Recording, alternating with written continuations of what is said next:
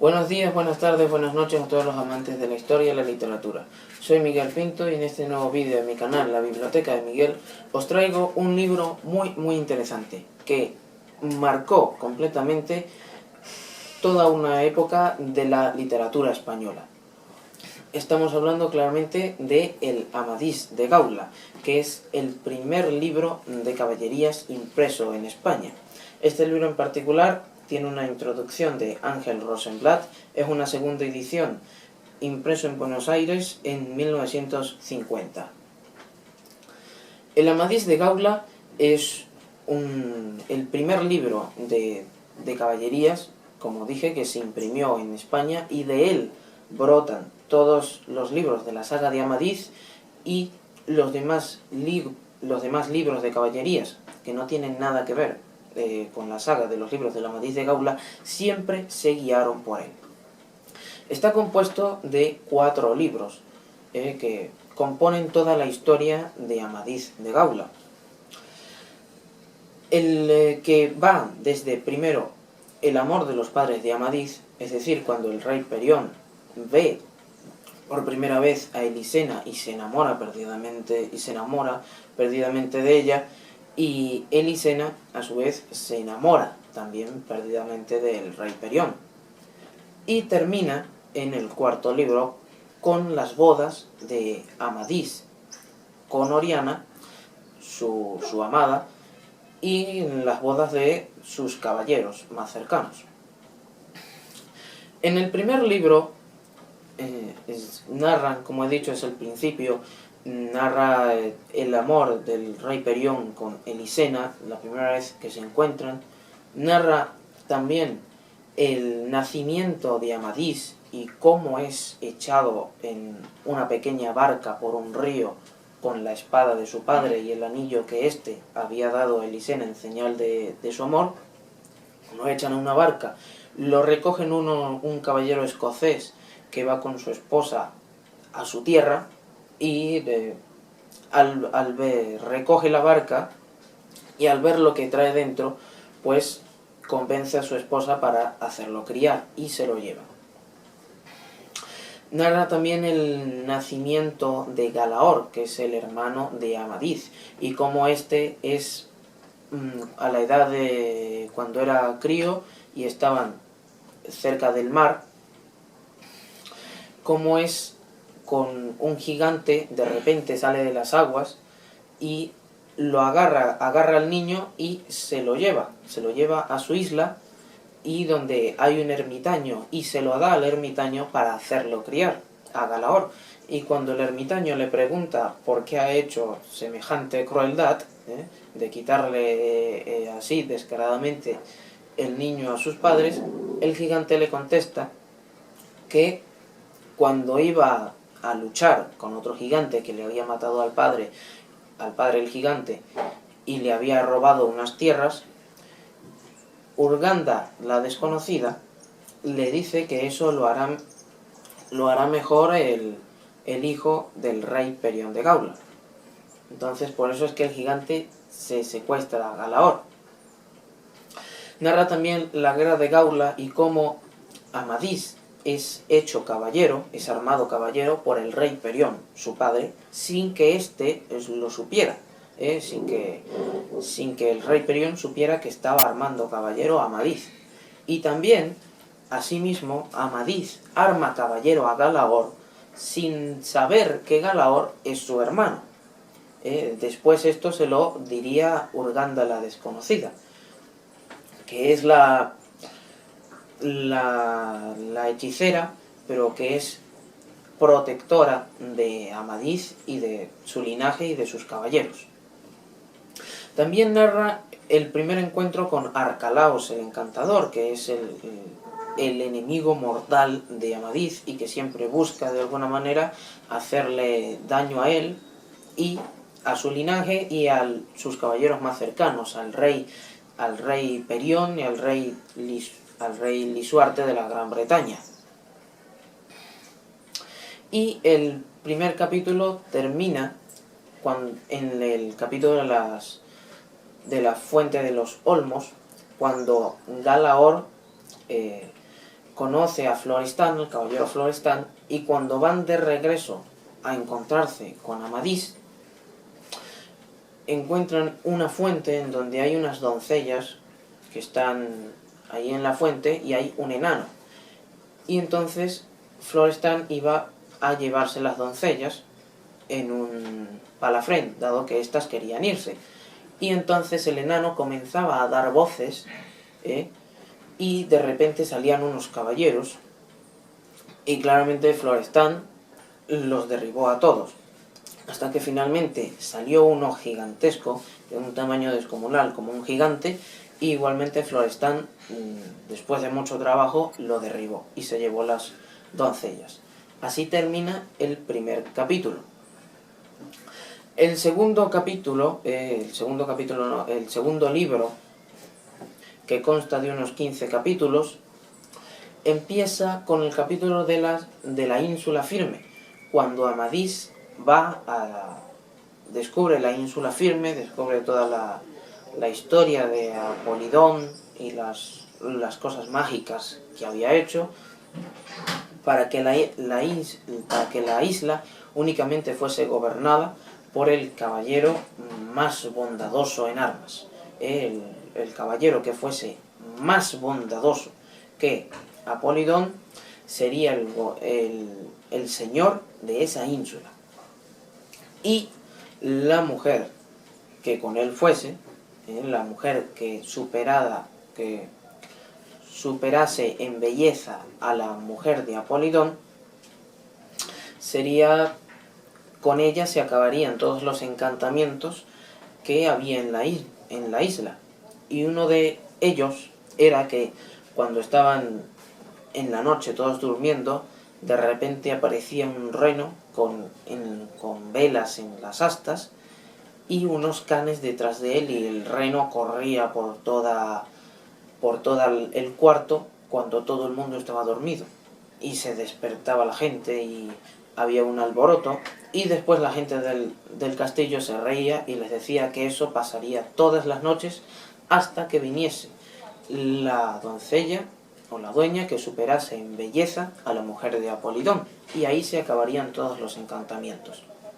Y claramente esto ocurre en el último capítulo de todo el libro, de toda la historia, en el cuarto libro, que fue el integrado por Garci Rodríguez de Montalvo, cuando Oriana, a petición de Amadís, va y pasa la prueba y queda como la mujer más virtuosa y más hermosa de todo el mundo, pues, ya que había pasado la prueba de la ínsula firme. Nadie había podido hacerlo. El tercer libro de Amadís narra cómo recibe el rey de la Gran Bretaña, el rey Lisuarte, debido a malos consejeros, envidias, claramente que siempre las hay, decide alejarse un poco de Amadís,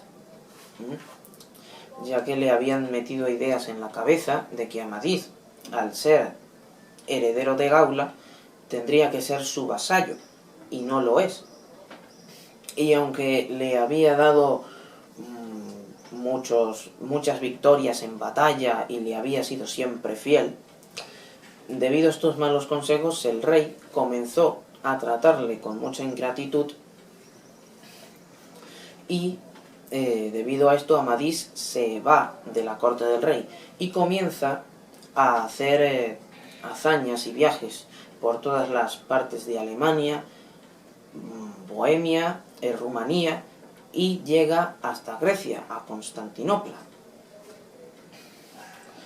Y también algo muy interesante de Amadís es que, del libro, es que Amadís hace muchas hazañas, pero siempre se empeña en que no le conozcan, que no sepan quién es él, aunque al final siempre acaban descubriéndolo. Tiene muchos nombres de los cuales se les puede llamar, como el caballero griego, el caballero de la espada verde, y en un principio, al principio de la historia, se le llama también el doncel del mar, que es el nombre que le pone el caballero escocés cuando lo recoge del mar en donde le había echado Darioleta, que es la amiga de la princesa Elisena, la dama de compañía, por así decirlo. Y bajo estos nombres, estos distintos nombres que Amadís se cambiaba a cada rato, él hacía muchísimas hazañas y hizo también en el libro, cuentan una de las hazañas cuando regresaba de Constantinopla, de las tierras de Grecia, en la zona circunstante del imperio de Constantinopla, cuando regresó a la Gran Bretaña y se batió con unos caballeros romanos bajo el nombre de el caballero griego, ya que venía de aquellas tierras y había aprendido a hablar algo de griego. Y claramente venció a los caballeros romanos. Y después, en el último libro, se da la reconciliación de Amadís, de los caballeros de Amadís, con el rey Lisuarte.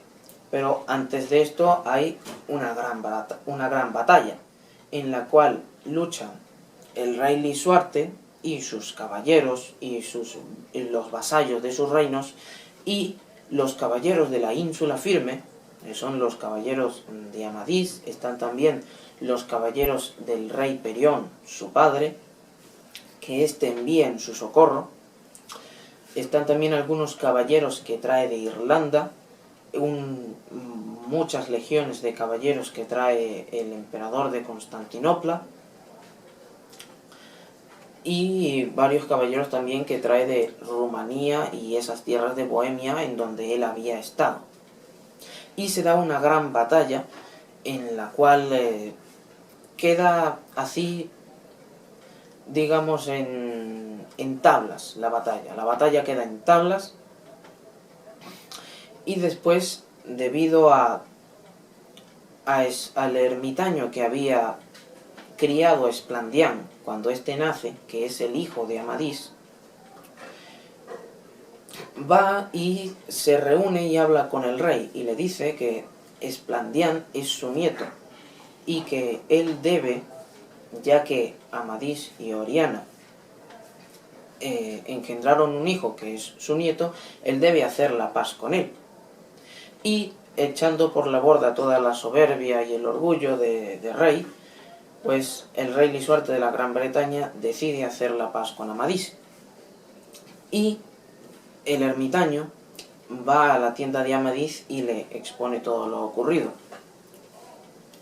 Y así es como termina la batalla entre Amadís y el rey Lisuarte. Pero luego hay un tercer ejército, que es el ejército de Arcalaus el Encantador, y todos los enemigos de Amadís y los que quieren la destrucción también del rey Lisuarte, que entra en la batalla con la esperanza de poder acabar con los dominios del rey Lisuarte, o sea, destronarlo y poner a otro rey en su lugar, el cual iba a ser marioneta de Arcalaus el Encantador, y también acabar con todos los caballeros de la ínsula Firme y de Amadís.